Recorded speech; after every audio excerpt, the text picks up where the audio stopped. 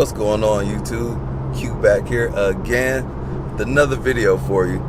Today's video, I'm about to talk about how efficient this Acura Integra is. So I'm in the middle of nowhere right now, so I got on a little 3-hour road trip today. I'm about to talk about how efficient this thing is, because normally I get decent gas mileage in here, but I probably average like high 20s, maybe 28, 29 miles a gallon for my normal driving. And this car can be fuel efficient, but it's kind of hard to get that. So I'm going to go over the ways that you can do that. So right now in this trip, I've averaged 40.1 miles per gallon. That's stellar. That far succeeds the EPA estimates of it.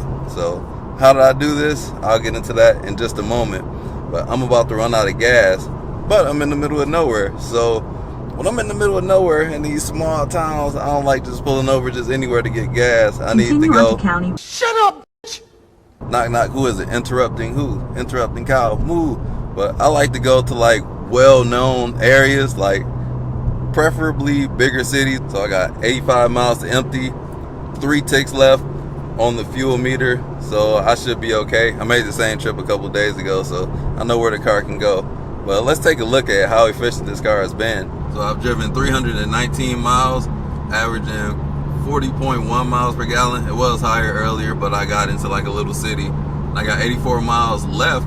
I can get 400 miles on this tank. It's very rare that you can see 400 miles on the tank, but the way I'm driving and the tips that I'm going to give you to drive this thing way more efficiently, it'll help you get there. And it might not be fun. It's going to kill like most of the fun, and you definitely can't do it in the city. You need a lot of straight roads. But even on like interstates with the speed limit at 70 miles an hour, you gonna want to hold that back. But I'll talk about that later. But first, let me get some gas and I'll talk to y'all there.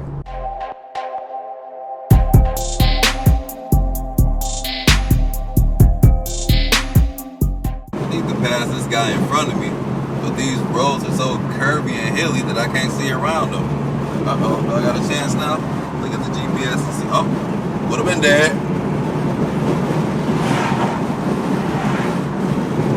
Can we pass this guy? Nope, can't even see around this truck, so there's another curve up there on the hill. But when you see the dotted lines, that means you can pass. When it's on your side, they got a solid line, that means they can't pass on their side. Now it's just dotted lines, that means we can pass. But these hills, man, I can't see over these hills. This is where a truck would come in handy. Praise report, or the opposite of a praise report. Never got around that semi truck, but I did up my MPGs, so now we're at 40.5 miles per gallon. So that's up 4/10, which is pretty good. Grand total, $33.19 for 8.8 gallons. So it doesn't get much better than that. So 40 miles a gallon on this road trip. This is why I love taking this car on road trips, man. I don't mind paying that cheap for gas, and it'll get me back home and back here again if I wanted to. And this thing I'm on is back to this location, so I always use premium. I never put regular in here. I wouldn't put regular in here because that kills there's no point in putting regular in there.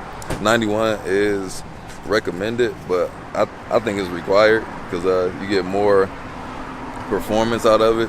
And the efficiency is better too, because it burns worse once you put regular gas in one of these cars, from my experience. All right, let's get this thing reset. About to log this in my Fuely app. 38.9 miles per gallon. That's my best right there, so I'm doing something right. So I'll share more in detail as I get back on the road. Let me get back on this road and reset my mileage. So I'm gonna try and beat that 40.4 miles per gallon. So it's normally like 1 point something off, 1.7, 1.8 off. 2 things. Can't believe I just left the gas station and didn't clean my windshield. Second thing, I can't believe this car is out of windshield washer fluid.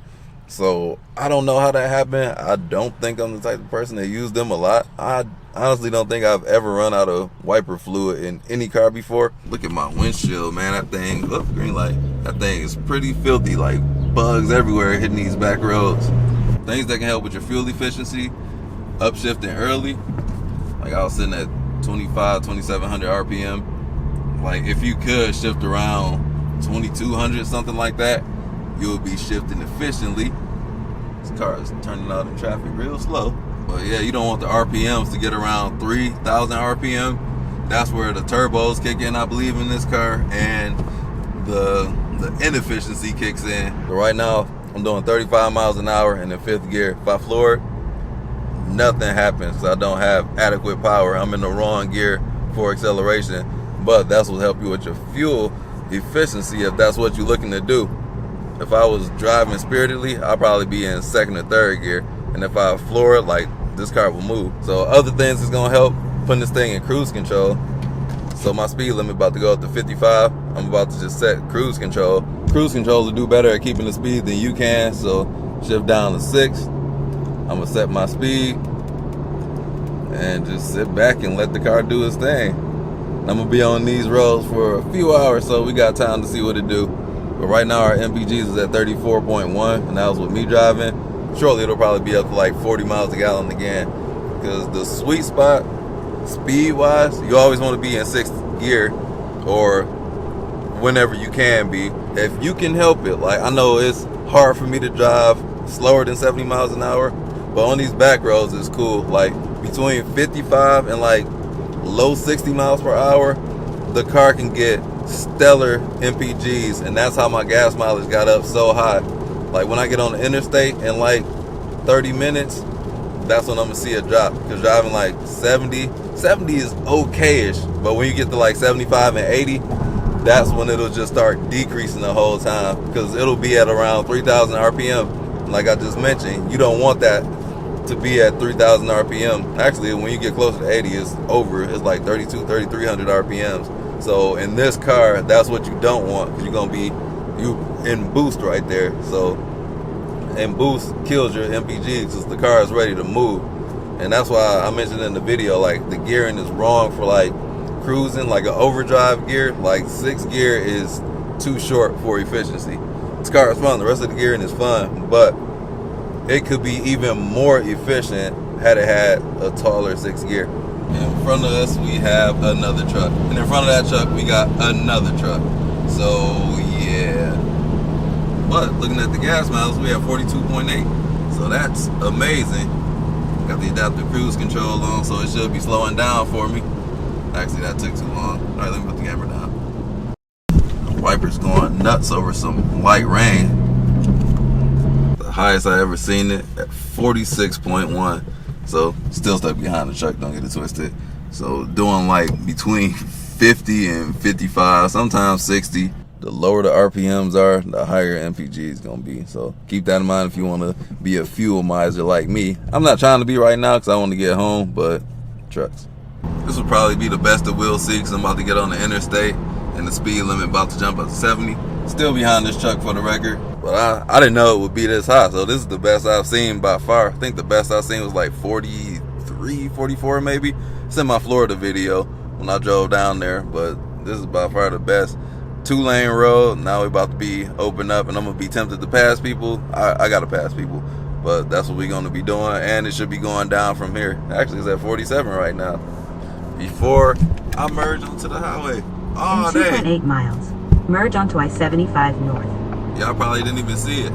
We done doubled the miles since the last time I checked in, and as expected, our MPGs have fallen. So I got the cruise control set to 71 miles an hour, and it went from 47 to 42.2. And I haven't really been passing people. I did pass a couple people, going way too slow for me. But let's take a look at it now. So 60 miles into this trip, and we got 339 miles to empty. That again will put us over 400 miles on the tank. So 400 is the big number on this tank. You see how the little amount of gas that I put in here, so this thing, a little bit goes a long way. I'll check in again the final time when I get home and see what our final numbers come up to. Something to take note of, look at the RPMs right now at 71 miles an hour, turning like almost 3,000, probably like 2,800. And let's go up to like 75. Like a tick below 3,000. Now let's go up to like 80. This is where you start burning your gas at. So while you're cruising in this car, you do not want that, because you're getting away from your miles per gallon. I go back and forth about that, because it's like, yeah, you're burning through your miles per gallon, but you're going to get at your destination faster. So is it worth it?